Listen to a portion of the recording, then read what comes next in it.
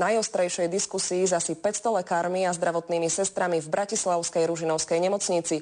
Ešte minulý týždeň verejne sľúbil, že pôjde medzi zdravotníkov predstaviť svoju víziu o zdravotníctve. Tí ho však dnes viackrát vypískali.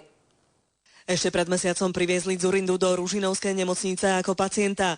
Dnes sa sem vrátil ako politik do Jamy Lebovej. Pískol, transparenty a pokriky nesúhlasu neustále sprevádzali diskusiu.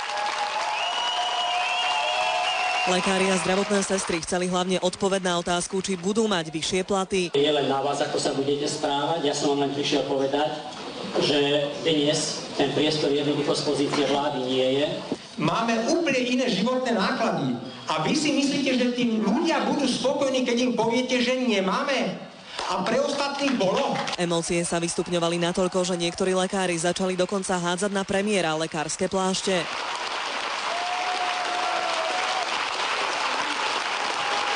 Demagógiou sa nikam nedostane.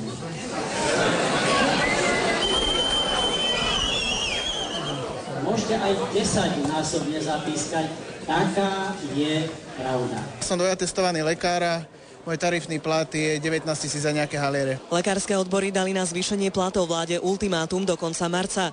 No a po dnešku sa už viacerí lekári nechali počuť, že v apríli bude vláda čeliť štrajku lekárov. Zlatica Puškárová, televízia Markíza.